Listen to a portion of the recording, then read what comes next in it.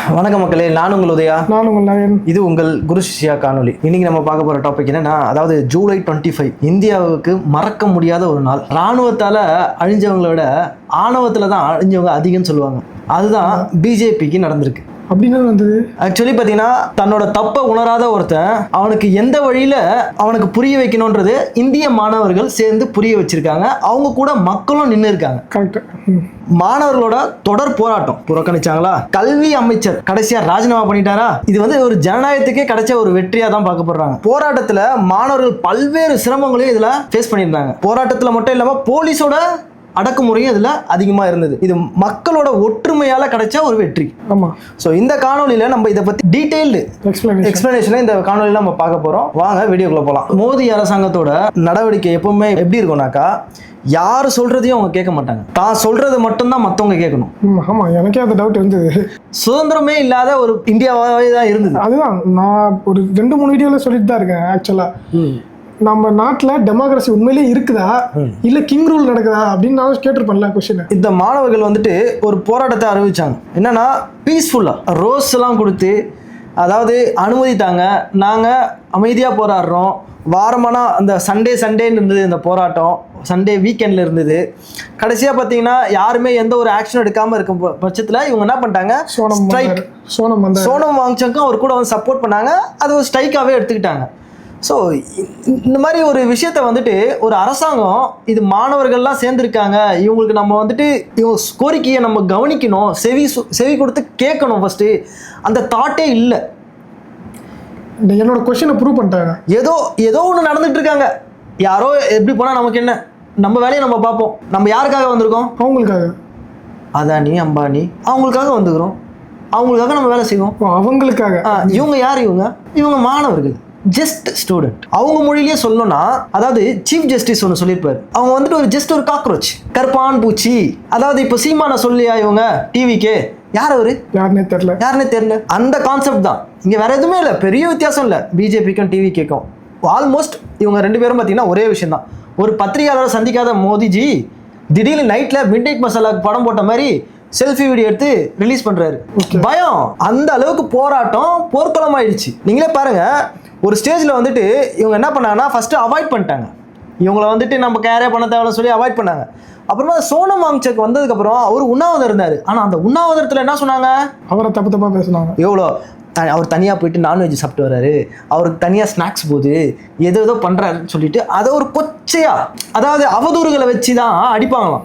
BJP என்ன பண்ணுறாங்க, இவரை உண்மையாக ஒரு அத்தனை பேருக்கு முன்னாடி, இத்தனை கேமரா இருக்குது, அத்தனை கேமரா முன்னாடி அவர் ஃப்ரண்ட்ல இருக்காரு. ரூமை பூட்டிக்கிட்டு ஒன்றும் உண்ணாவிரதம் இல்லை, ஃப்ரண்ட்ல இருக்காரு. அப்படி இருக்கிறவரையும் இவங்க வந்துட்டு புறம் பேசினாங்கன்னா, அப்போ ஒரு பிஹைண்ட் த சீன்ல இருந்தா என்ன சொல், அம்மா எப்படி போனா நமக்கு என்ன, அப்படிதான் ஒரு உயிரை கூட விட்டுருக்காங்க. இதுக்கு முன்னாடி ஜிடி அகர்வால்னு சொல்லிட்டு அவரும் வந்துட்டு ஒரு போராட்ட காலத்தில் இருந்திருக்காரு. 3 தடவை கடிதத்தை கொடுத்துருக்காரு ஸ்ட்ரைக் இருந்து. ஆனால் யாரும் வந்து கண்டுக்காம கடைசியாக அவர் இறந்துட்டு இருக்காரு. இவங்க எல்லாமே புறக்கணிச்சு பழகி போச்சு. யாரோட குரலையும் இவங்க வந்துட்டு செவி சாய்த்து கேட்டதே இல்லை. ஒருத்தர் பேசிட்டு இருந்தாரு, எப்படின்னா ஒரு தனி இடத்துல நம்மளாம் தூரமா இருக்கிறோம், ஒரு ரூமுக்குள்ள இருந்துட்டு கத்திட்டு இருந்தா யாரும் கேட்காது. ஆனா என்ன பண்ணாங்க, வெளியே இறங்கி நாங்க கத்துறது கேட்டுதான் ஆகணும் அப்படின்றப்போ ஒரு பெரிய ஸ்பீக்கர் மாதிரி போட்டு கத்துன மாதிரி பசங்க வெளியே வந்தாங்க. ஆக்சுவலி என்னன்னா, நம்ம இங்கிலீஷ் சேனல்லாம் பார்த்தீங்கன்னாக்கா ஃபர்ஸ்ட் நார்மல் ஒரு பெரிய புரட்சி வரப்போகுது அப்படின்னு பார்த்தாங்க. கம்மியான நாட்கள் தான் வந்ததுன்னு சொல்லிட்டு பத்திரிகையில் பேசினாங்க. கொஞ்ச நாள் கழிச்சு பார்த்தீங்கன்னா அது வாரம் இருந்தது. கண்டினியூஸாக ஆகும்போது அங்கங்கே தமிழ்நாட்டிலேருந்து, காஷ்மீர்லேருந்து, இந்த சைடில் அருணாச்சல் பிரதேஷ்லேருந்து எல்லாரும் ஆள் வர ஆரம்பிச்சிட்டாங்க. ஒரு கார்னர்லேருந்து. அதாவது இங்கே கூட்டம் அதிகமாக சேர ஆரம்பித்தோடனே இவங்க கண்ட்ரோல் பண்ண ஆரம்பிச்சிட்டாங்க போலீஸ் சைடில். இது வந்துட்டு ரெஸ்ட்ரிக்ஷன் பண்ணணும், உள்ள ஆள் போனால் கூட வந்து அலோவ் பண்ணக்கூடாதுன்னு சொல்லி ஒரு சர்டன் ஸ்டேஜில் ரெஸ்ட்ரிக்ஷன் வந்தது. அந்த டைமில் சோனம் வாங்சங்கோட இதுவும் வந்துட்டு சோஷியல் மீடியாவில் ரொம்ப போயிட்டே இருக்குது. 9 கிலோ எடை வேற குறைஞ்சிருச்சு. அவங்க அடுத்த என்ன எடுத்துக்கிட்டாங்கனாக்கா, ஃபஸ்ட்டு அவரை தனியாக்கணும் இந்த இடத்துலேருந்து. ஏன்னா அவர் வந்துட்டு ஒரு சோஷியலிஸ்ட். ஸோ இவரை நம்ம எடுத்துட்டா ஆட்டோமேட்டிக்காக இது உடஞ்சிரும் அப்படின்னு நினச்சிருக்காங்க. ஃபஸ்ட்டு அவாய்ட் பண்ணாங்க, நடக்கலை. 2வது ஸ்பிளிட் பண்ணுறாங்க, இவரை தனிமைப்படுத்தினா சரியாயிடும் சொல்லிட்டு. பட் தனிமைப்படுத்தினதுக்கு அப்புறம் கூட பார்த்தீங்கன்னாக்கா அதை வந்து ஒரு ஹவுஸ் அரெஸ்டடாகவே போச்சு. ஆமாம், அவங்க என்ன பண்ணாங்க, இவர் அங்கேருந்து எடுத்துட்டா போராட்டத்தை ஈஸியாக ஸ்டாப் பண்ணிடலாம் அப்படின்னு நினச்சாங்க. ஆனால் அவர் அங்கேருந்து எடுத்ததுக்கு அப்புறமேட்டு தான் போராட்டம் இன்னும் என்ன சொல்றது வீரியம் அதிகமாச்சு. அதை எக்ஸ்பெக்ட் பண்ணவே இல்லை கவர்மெண்ட். இதில் ஒரு பழி போட்டாங்க. சோனம் வாங்சுக் வந்து பாகிஸ்தான் கூட லிங்க்கு, காக்ரோச் ஜனதா பார்ட்டி இவங்களும் பார்த்தீங்கன்னாக்கா பாகிஸ்தான் பங்களாதேஷோட லிங்க்கு. இதெல்லாம் பார்த்தீங்கன்னா அதாவது கோடி மீடியான்னு சொல்லுவாங்க. அதாவது நம்ம பெய்டு வெர்ஷன்ஸ்.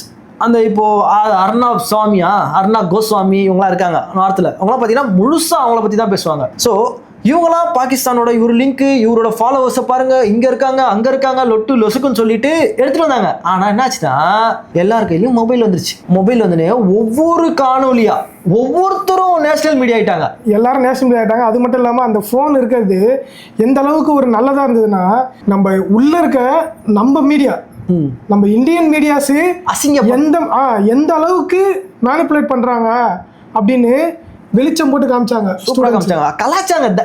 மெயின் பார்த்தீங்கன்னா பயம் இல்லடா இவனுக்கு. இந்த புதுப்பேட்டையில் பொல்லாதவன்ல சொல்லுவாங்க, டேய் அவனுக்கெல்லாம் பயம் இல்லை அப்படின்ற மாதிரி தான் இந்த ஜென்சிக்கு பயமே இல்லாமல் போச்சு. ஜென்சின்றதை விட சிஜேபி டீம் வந்து பில்ட் ஆகி அந்த காக்ரோச்ன்றதை விட இது வந்து ஒரு வகையான காக்ரோச்சரா இது. இதெல்லாம் ஹேண்டிலே பண்ண முடியலடா. ஆக்சுவலாக ப்ரெஸ்ன்றது எப்படி இருக்கணும்னா, ஸ்டூடெண்ட்ஸுக்கு வந்து எடுத்து சொல்லணும் நாட்டில் என்ன நடக்குது, என்ன நல்லது நடக்குது கெட்டது நடக்குதுன்னு.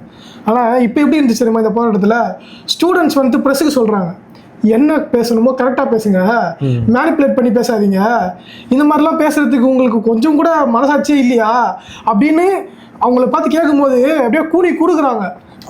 அசிங்கப்படுத்திட்டாங்க. அதான் சொல்கிறேனே, நீங்கள் வந்துட்டு ஒரு கல் இந்த ட்ரக்கில் எல்லாம் உடஞ்சி போன வண்டிங்க இதெல்லாம் எடுத்து வந்து நிற்க வைக்க சொல்ல எவ்வளோ போர்ட்ரே பண்ணுறாங்க. ஆனால் அதெல்லாம் காட்டாமல் மக்கள், அதாவது மாணவர்கள் ஒரு புனிதமாக, அதாவது ஒரு டெமோக்ரஸியில் எவ்வளோ அமைதியாக போராடணுமோ அவ்வளோ அமைதியாக அந்த ப்ரொடெஸ்ட் நடந்தது. அதை வந்து அசிங்கப்படுத்தினாங்க. அவங்க மட்டும் அசிங்கப்படுத்தினாங்க. தமிழ்நாட்டில் டிவிக்கு இந்த குரூப்பே அது எல்லாரும் பழி, எல்லார் மேலேயும் அவ்வளோ அசிங்கப்படுத்துறாங்க.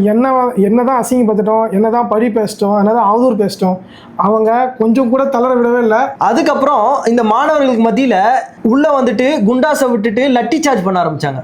ஆமா, அந்த லட்டி சார்ஜை வந்துட்டு அடிச்சா போயிடுவாங்கன்னு நினைச்சாங்க. ஆனா அதுவும் பார்த்தீங்கன்னாக்கா போகாம அடியே வாங்கிட்டு, அடிக்கணுமா என்ன அடிங்க இங்கே அடிங்க சொல்லிட்டு அதையும் தாங்கிட்டு அங்கே இருந்தாங்க.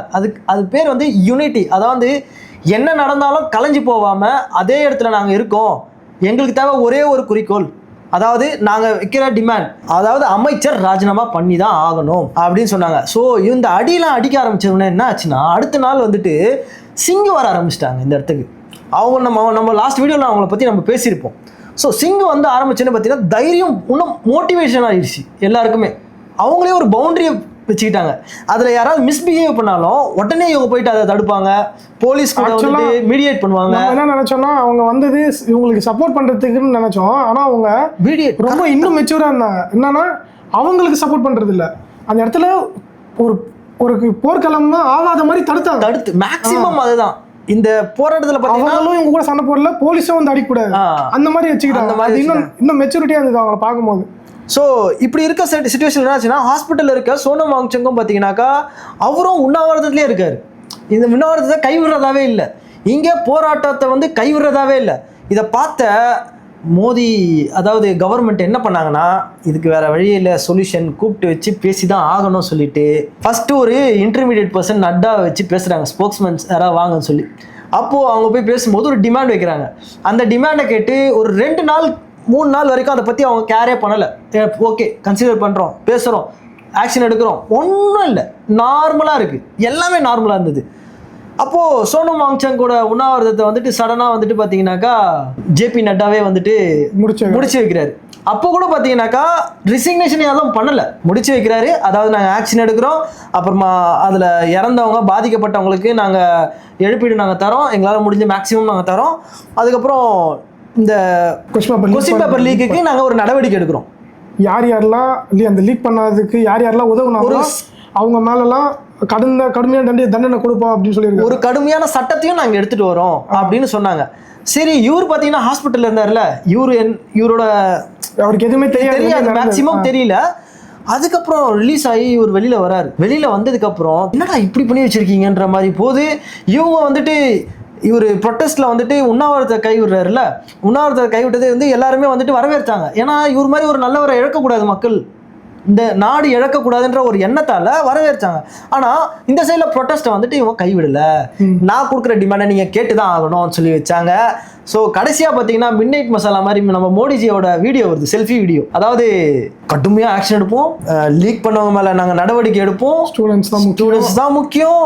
அதாவது எத்தனை நாள் கழிச்சு லட்டி சார்ஜ் பண்ணதுக்கப்புறம், அதாவது பேலட் குண்டுஸ் அந்த குத்து குண்டு மாதிரி போய் உடம்புலாம் ஓட்டியா ஒருத்தவங்களுக்கு கண்ணு போகுது, லேடிஸ் பொண்ணுங்க மேலே மிஸ்பிஹேவ், இதெல்லாம் நடந்ததுக்கப்புறம் இதெல்லாம் மறைக்கலாம்னு நினச்சாங்க.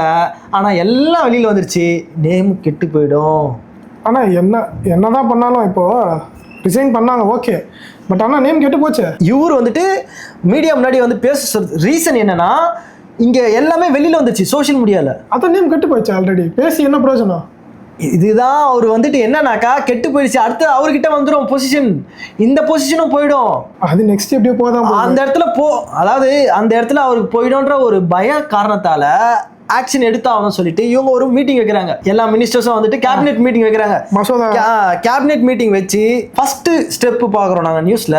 அதாவது அசிஸ்டன்ட், ஒரு செக்ரட்டரி, அவங்களுக்கு கீழே இருக்கிற ஒருத்தரை வந்துட்டு ரிசைன் பண்ண வைக்கிறாங்க. ஓ இவர் தான் அதுக்கு காரணம், நாங்கள் இவங்க மேலே ஆக்ஷன் எடுத்துட்டோம், சம்மந்தப்பட்டவங்க மேலே ஆக்ஷன் எடுத்துட்டோம் சொல்லிட்டு ஒரு இது வந்தது. அதாவது கண் துடைப்பு மாதிரி ஒரு நியூஸ் வருது. அதுக்கப்புறம் கடுமையான ஆக்ஷன் வந்துட்டு கோர்ட்டில் எடுக்கப்படலாம் நியூஸ் வந்தது. ஜட்ஜி இதை பற்றி எடுத்துக்க கூட இல்லை கோர்ட்டில். இவ்வளோ லட்டி சார்ஜ் ஆச்சு, வீடியோஸ்லாம் எடுத்துகிட்டு கொடுக்குறாங்க, அங்கேயும் எடுத்துக்கல. அப்புறமா சுப்ரீம் கோர்ட் எடுத்துக்காம ஹைகோர்ட்டில் வந்துட்டு அதை கன்சிடர் பண்ணுறாங்க. அதுவும் டிலே பண்ணி ஒரு 4 வாரம் உங்களுக்கு டைம் தரேன், அதுக்குள்ளே நீங்கள் எல்லாத்தையும் கலெக்ட் பண்ணுங்கள், ஆக்ஷன் எடுங்க. ஒரு இன்ஸ்டண்ட்டாக எதுவுமே நடக்கலை. கடைசியாக வந்துட்டு இந்த போராட்டமும் கைவிடலையா, பஞ்சாப்லேருந்து ஒரு நியூஸ் வருது. அதுதான் அங்கே ட்விஸ்ட் பாயிண்ட் என்னன்னா, ஃபார்மர்ஸ் எல்லாம் 27 நாங்கள் ஜந்தர் மந்திர் நோக்கி வரப்போகிறோம் அப்படின்னு ஒரு நியூஸ் வருது. இதுக்கு மேலே இது செட் ஆகாதா? இதுக்கு நடுவில் பார்த்தீங்கன்னா அந்த சனிக்கிழமை என்ன பண்ணாங்கன்னா, electricity shut down, internet shut down, சாப்பாடு வாங்கிட்டு வந்து கொடுக்குறாங்க. அதாவது பண்ண மாட்டாங்க. ஜொமேட்டோ இந்த மாதிரி டெலிவரி பாய்ஸ் இவங்க ஃபுட்டெல்லாம் எடுக்கிறாங்க, கடைங்களெல்லாம் மூட வைக்கிறாங்க, சிசிடிவிலாம் ஷட் டவுன் பண்ணுறாங்க. எல்லா விஷயமும் எவ்வளோ ப்ரெஷர் தரணுமோ அவ்வளோ ப்ரெஷர் கொடுத்தாங்க. ஆனாலும் இந்த ஒரு விஷயம் வந்து ஒரு பெரிய டேர்னிங் பாயிண்ட் ஆகிடுச்சு.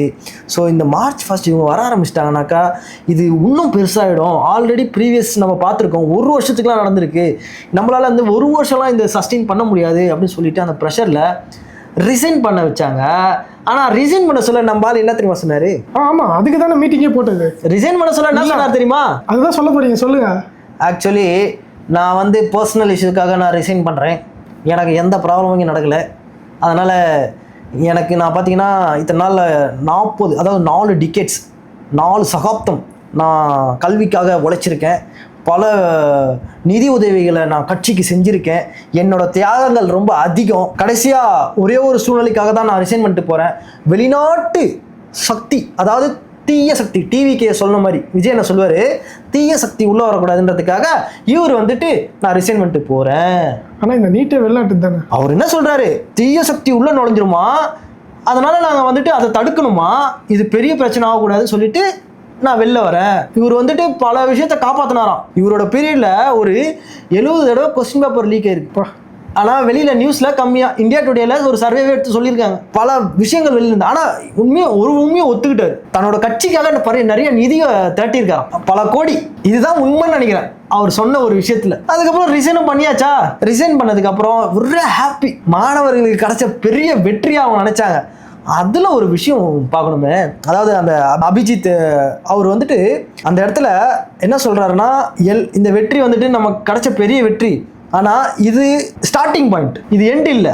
கவர்மெண்ட் நம்ம பேச்சை கேட்டிருக்காங்க, ஆனால் இன்பிட்வீன் நடந்த பல விஷயங்கள் இங்கே நடந்திருக்கு. இதோட எஃப்ஐஆர் இருக்குது. ஸோ டிமாண்ட்ஸ் இருந்ததுல, அந்த டிமாண்டில் ஃபர்ஸ்ட் டிமாண்டு போலீஸ் பண்ண தப்பு இருக்கு. அப்புறம் இங்கே இருக்க மாணவர்கள் மேலே இருக்க எஃப்ஐஆர் அது எல்லாத்தையும் கிளியர் பண்ணோம். அது 2 கிளிக்காக இருக்குது. 3வது அந்த இழந்த மாணவர்களுக்கு நிதி உதவி தரேன்னு சொல்லியிருக்காங்க. அது இன்னும் தரலை, ஆனால் தரேன்னு சொல்லியிருக்காங்க, கன்சிடர் பண்ணியிருக்காங்க. ஆனால் இதுக்கெல்லாம் நடுவில் இந்த போலீஸ் யார் யாரெல்லாம் மிஸ்பிஹேவ் பண்ணாங்க, யார் யாரெல்லாம் இந்த மாதிரி அடிபட்டாங்க, அவங்களோட விஷயத்தெல்லாம் கலெக்ட் பண்ணி அவங்க மேலே ஆக்ஷன் எடுக்கணும்னு சொல்லியிருக்காங்க. ப்ளஸ் மினிஸ்டர் ரிசைன் பண்ணிட்டாரு சொல்லிட்டு இதுக்கு காரணம் நாங்க தான் சொல்லிட்டு என்ன ஹீரோவா இந்த உலகத்துக்கு காட்டாதீங்க ஃபர்ஸ்ட். அதாவது இளைய தளபதி விஜய் வந்துட்டு கடவுளா பாக்குறாங்கல்ல, அந்த ஒரு எண்ணத்துல வந்தீங்கன்னாக்கா நாடு அழிஞ்சிரும். ஆல்ரெடி இந்த மாதிரி நிலைமையில இருக்கிறதுக்கு காரணமும் ஒரு தனி மனித ஒரு கடவுளா பார்க்காதீங்க, ஒரு ஹீரோவா பார்க்காதீங்க. ஒரு மனுஷனை ஹீரோவா பார்த்து எல்லாரும் அவன் பின்னாடியே போறது கரெக்ட் இல்ல அப்படின்னு போட்டு உடைச்சிருக்காரு. ஆக்சுவலா இப்ப இருக்க இந்தியாவுக்கு தேவையான வேர்டு கண்டிப்பா. ஆக்சுவலி ஒரு என்னன்னு தெரியல, இந்த சவுத்தில் நடக்கிற விஷயத்தை பார்த்து இந்த மெசேஜை குத்தாரா என்னன்னு தெரியல. உண்மையிலேயே அபிஜித்தா, ஏன்னா அவர் கூட இருக்கிறவருக்கு தமிழ் சவுத் சைடு தானே அபிஜித் சொல்லியிருப்பாரு. உண்மையிலேயே அபிஜித்துக்கு வந்து தமிழ் தெரிஞ்சதுன்னு வச்சுக்கலாம், டேரெக்டாக எப்பயோ சொல்லிட்டு இருப்பாரு, டிவிக்கே உங்கள் கூட நான் சவகாசமே வச்சுக்கலடா சாமி, ஏன்னா நானும் உங்களை எதுவுமே சொன்னதில்லை, ஆனால் என்ன ஏன்டா அவதூறில் போட்டு அடிக்கிறீங்க, பாகிஸ்தானோட தொடர்புன்றீங்க, ஏகப்பட்ட விஷயத்தை ஸ்ப்ரெட் பண்ணுறீங்க.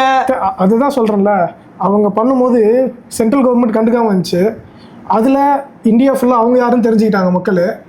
நம்ம தமிழ்நாட்டில் பண்ணுச்சுல இந்த சர்டன் டீம், இதில் தமிழ்நாடு கவர்மெண்ட் எந்த ஸ்டாண்டில் இருக்குன்னு சொல்லிட்டு மக்கள் தெரிஞ்சுக்கிட்டாங்க. ஆனால் ஒன்று, காக்ரோச் வந்ததுக்கு ரீசன் என்ன தெரியுமா? அந்த ஒரு சீஃப் ஜஸ்டிஸ் கொடுத்தாரு பாருங்க ஒரே ஒரு ஸ்டேட்மெண்ட்.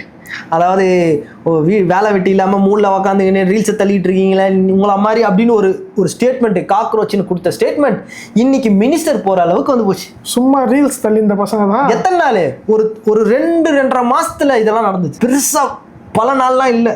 டேய், ஒரு கட்சி ஆரம்பித்து அதை மேலே வர்றதுக்கெல்லாம் எவ்வளோ கஷ்டப்படுறாங்கடா. உண்மையாக நேர்மையாக இருந்தாலே கஷ்டம். ஆனால் இப்போதான் தெரியுது இது உண்மையா நேர்மையா இருந்து வரவங்களுக்கு நடக்குதோ இல்லையோ, மாணவர்கள் ஒன்று சேர்ந்தா எதையும் நடத்தி சாதிக்கலாம் அப்படின்ற ஒரு எக்ஸாம்பிள் தான் சிஜேபி. ஸோ இந்த காணொலி எப்படி இருக்குன்றத மறக்காம கமெண்ட் பாக்ஸ்ல மென்ஷன் பண்ணுங்க. மீண்டும் ஒரு நல்ல காணொலியில் திரும்ப சந்திப்போம். அதுவரை உங்களிடம் வந்து விடைபெறுவது உங்கள் உதயா மற்றும் உங்கள் நரேன். பாய்.